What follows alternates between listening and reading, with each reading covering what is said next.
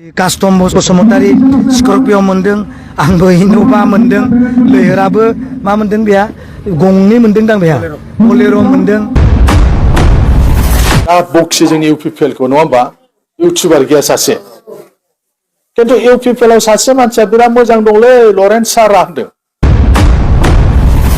good इभिनिं एभरिवान गोबाव समनि उनाव फिन आं दिनै चेनेलाव नुजाफैबाय दा आसा खालामदों नोंथांमोना मोजाङै दं इसोरनि अननायाव आरो आंबो नोंथांमोननि अननायाव बा इसोरनि अननायाव जोबोर मोजाङैनो दङ दा बे समाव आङो नोंथांमोननो सिगाङाव होनाय भिडिअ मोननै इन्ट्र'नि सायाव भिडिअ लाना फैदों भिडिअआ जाहैबाय जोंहा बिक्रम दैमारिया माखासे खोथा बुंनाय आरो जोंहा लरेन्स इस्लारि सारा माखासे सासे इउटुबारनि खोथा बुंदों दा बे इउटुबारा सोर आरो बे इउटुबारनि सायाव मा बुंदों आरो बेजों लोगोसे मा बाथ्रा बुंदों नोंथांमोना निश्चय भिडिअखौ जोबजासिम नायब्ला निश्चय बुजिना मोनगोन आरो आं रिक्वेस्ट खालामो गिबियावनो नोंथांमोना जिथु सोरबाफोर आंनि चेनेलाव गोदान फैदोंबा अन्नानै प्लिज चेनेलखौ साबस्क्राइब खालामना हो आरो लोगोसे खाथियाव थानाय बेलनि आइकनखौ अलाव थुनानै लाबानो जाबाय लोगोसे जोबथारनायाव नायनानै नोंथांमोना भिडिअखौ मोजां मोनबा मोनफा मोनफा शेयार खालामनायजों लोगोसे लाइक कमेन्ट खालामनो माब्लाबाबो दामाव दा बाथ्राया बेनो जिथुनाखि फार्स्टआव होनाय इन्ट्र' बिक्रम दैमारि सारा बा आदाया बुंनाय बायदिब्ला माने खुद गावबो मोनदोंनो माने इन'भा लोगोसे कास्टम बसुमतारी बिथाङा स्कर्पिय मोनदों आरो लैहोर नङा होमबा बिथाङा मोनदों माने बलेर' गारि गंनै मोनबावदों बिथाङा माने दा बे बिथांमोननो BPF सरकारा बा अरथार हाग्रामा महिलारि सारा मानि खारनाव गारि होदों मा खारनाव मानो ना बिथांमोना गावसिनि BPF नि एकदम मावथिखाय नेथाखाय नङा होमबा थिकादार बिथांमोना नङा होमबा बे हिसाबै होदों ना बले मानिबा खारनाव होदों ना इलेक्सननि मुङाव होदों नोंथांमोना भिडिअखौ जोबजासिम नायब्लानो निश्चय बुजि मोनगोन बिक्रम दैमारि आदा बा बे सारनि खुगानिफ्राय नोंथांमोना A to Z फारि मिथिया मोनगोन दा नोंथांमोन दा बेखौसो जों बुंनो सानो जिथुनाखि गारि होनायाथ' गाज्रि बाथ्रा नङा गारिखौ हो जोंहा बेखौ खरसा दरखार गैया नाथाय BPF नि जायफोर वार्कारफोर BPF हान्जाखौ मोजां मोनग्रा हाग्रामा महिलारि सारखौ अनसायग्रा बिथांमोनहा किसुमान भटार्सफ्रा गोरिब गुन्द्रा न' बां गैजा रोङैफोर दङ बिथांमोनखौ नायफिनगोन ना नायफिना जों बेखौसो सिन्था खालामनो गोनां जायो दा जाय हक जों आसा खालामदों जा हाग्रामा महिलारि सारा सरकाराव फैफिनबाय जेब्ला थाबैनो माने गोरिब गुन्द्राफोरखौ बा बर' फिसाफोरखौ नायफिनगोन होननानै जों मिजिंथिदों लोगोसे जोंहा जोबथेसालियाव जोबनानै दोनजानाय रन्जन दैमारि सारजों लोगोसे माखासे NIA केसाव फासिनानै थानाय बिथांमोनखौबो थाबैनो अनसायगोन बा उदां अख्राङाव लाबोगोन होननानैसो जों मिजिंथिदों BPF सरकारनिसिम बा हाग्रामा महिलारि सारनिसिम दा बेजों लोगोसे जोंहा बिक्रम दैमारि आदाया बा सारा जि खोथाखौ बुंदों नोंथांमोना खुद गावसिनि मेगनजों नायना लादो गावसिनि खोमाजोंनो खोनासंनानै लादो आं बुंबाय थालिया जिथुनाखि आंनि साननाया बेल'सो गारिखौ हो नोंथांमा जायखौ मोजां मोनदों बा जायफोर टिकादार बा माबा मोनसे बिथांमोना बायनानै लादोंना सरकारनिफ्रायनो डाइरेक्ट होदोंना BPF बा हाग्रामा महिलारि सारानो डाइरेक्टलि होथारदों जोंहा बेखौ बुंनांगौ दरखार गैया नाथाय जिथुनाखि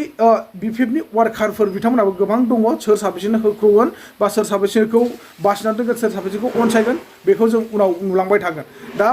बेजों लोगोसे गोबां दङ किसुमान खंगा खंगि बायदिसिना दङ आं बे आथिं आखाइ खंगा खंगिनि थाखाय गोबां मानसिफोरनिसिम खबर लागासिनो दङ बायदिसिना आसनिनि थाखाय नाथाय र' होनना बुङो आं सेवलि मेडामनिसिमबो मेसेज खालामदों हाग्रामा महिलारि सारनि अनजालि बिसि सेवलि मेडामनिसिमबो मेसेज खालामदों नाथाय बिथांमोना नाया आरो प्रमेला रानि मेडामनि जिथुनाखि PA नङा होमबा बिथांनावबो आं मेसेज खालामदों बिथांमोना नाया आरोखि माने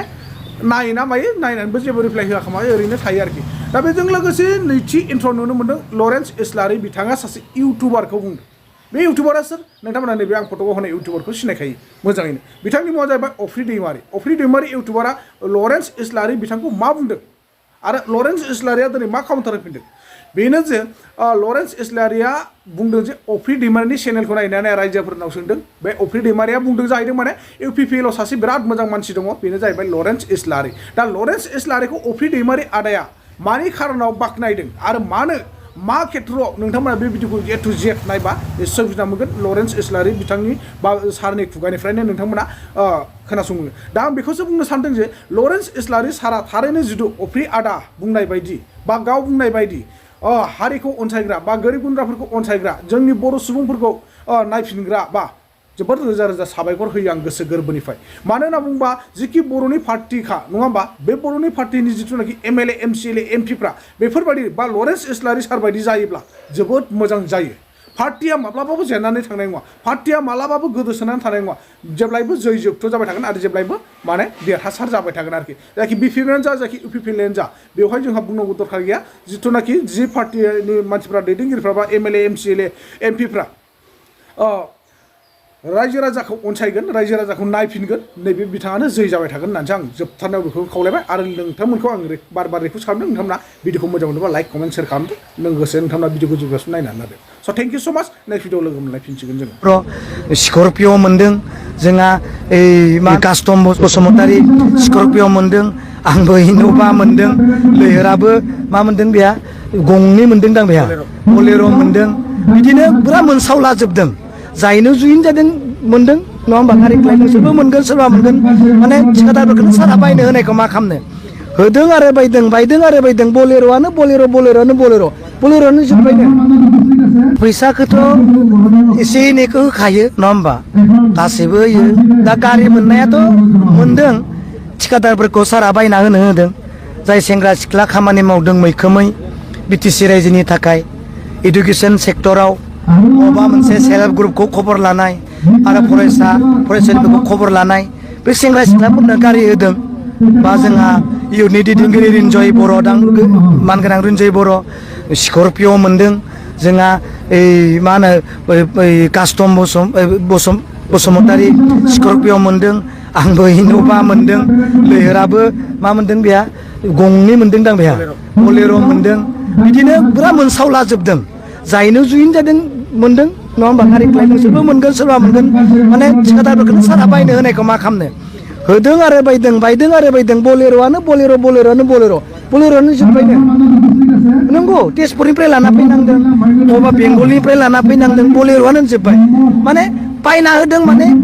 नों ओरैनो गिदिंनो थाखाय नङा नों पार्टियावबो गिदिंगोन थिखादारफ्रा बायना होनाय नालाय नों थिखादारफोरखौ बायना होनो थाखाय हाग्रामा मैलार सारा बुंदों दा आंनोबो होदों सोरनोबाबो होदों बिदिनो माने होलांबाय थागोन जायनो मोजां खामानि मावदों नोंहा उदालगुरियाव थांनांगौ इडुकेसन सेक्टराव खामानि मावनो थाखाय गोबां खामानि दङ सेल्फ हेल्प ग्रुपनि खामानि दङ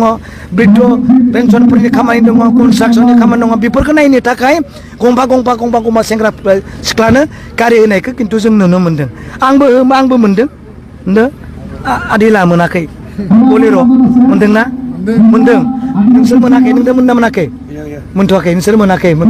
बहुत मानसि मोनगोन ना मोनगोन बेनिखायनो जायनो हाबदों बेनो मोनमारदों खिन्थु नों सोंनाय खोथाया मिसा नङा बहुत मानसिया बलेर' मोनदों स्करपिअ मोनदों हिनजावसाफोराबो सोरबा सिख्लाफोराबो मोनलाबायदों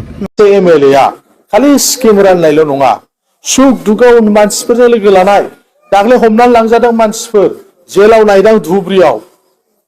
बे MLA नि खामानि सोरबा लांजादों गुवाहाटियाव नायदां मानसिफोरना केस दं बिसोरखौ आं सहाय खालामगासिनो दं दाख्लै सासे मानसिया बे अफ्रि होननाया नायदा अफ्रिनि माबाखौ बिराद बक्सि जोंनि UPPL खौ नङा होमबा इउटुबार गैया सासे खिन्थु UPPL आव सासे मानसिया बिराद मोजां दंलै लरेन्स सारा होनदों बे आंनि केसआवबो फैसा हरो NDFB नि केसफ्रावबो फैसा हरमारो आं माने आं बास बिसार खालामा बिसोरबो आन्दलन खालामदोंमोनथ' आंना बास बिसार गैया जायफोर गोदो आन्दलनाव दङमोन बे आंनि पार्टियाव सोरबा दं सोरबा गैया आंनावबो अननाय दं आंबो गोदो बिराद गोलाव एबसु मावबोबाय बिसोरबो आन्दलन खालामबाय बिसोराबो केस दङ आं हरो सहाय खालामो बुरजा फैसा हरनो हाया आंनाव खिन्थु आङो थोजासे नङाबाबो सोरनोबा 10,000 15,000 हरनानै उकिलनो हैनांगौ केस मोनसे जायगा 5,000 नोंसोर गारि थांलाय फैलाय सानसे थाहैनांगौ बेबायदि आं फैसा हरनानै सहाय खालामो दाख्लै बे अफ्रिया बुंदों लरेन्स सारा थिगैनो दङ बेबा UPPL आव होनलायलायदों आं खालामो जेसे हायो सहाय खालामनो नाजादों मानोना बेनो सासे MLA सप्तायाव खनसे लोगो लायोबा जायाबानो जाबायना इसिबां लोगो मानसिखौ न'आव थांजानो बायोबा मानसिफोरजों लोगो लानो बायोबा मानो नांगौ MLA खौलाय MLA आ मा जेखौ रायजोफ्रा बिनो हाया जेखौ रायजोफ्रा बुंहैनो हाया जेखौ रायजोफ्रा मोनहास'वा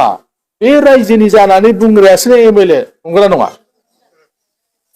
नोंसोर लागोआव दालां नांगौ नोंसोर बिराद दरखास्त हैबाय डिसिनाव बबेबा अफिसारनाव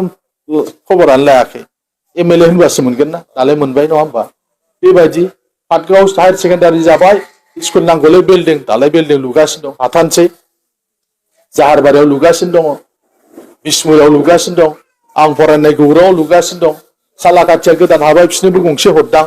बेबायदि मेला स्कुलफ्रा जागासिनो दङ जेरावबो हस्टेल जागासिनो दङ स्कुलाव धरती आवा ग्राम उत्कर्ष अभियान होननानै सेन्ट्रेलनिफ्राय ST फोर थानाय जायगायाव हस्टेल हरो दा आंनि समस्थियाव 7टा स्कुलाव हस्टेल जागासिनो दं हौवासाफोर थाग्रा 50 जन हिनजावसाफोर थाग्रा 50 जन बिदि 7टा स्कुलाव जागासिनो दं मेला खामानि आं बुंजोबनानै समय नस्थ' खालाम गोसो गैया आजा जोंनि बारग' गावबुरा दानि गावबुराया मोजाङै बुंलांबाय सारा जों लागोआव हेल्प खालामबाय गंसे बिनायाव गंनै दालां मोनबाय आं ओंखायनो सानदों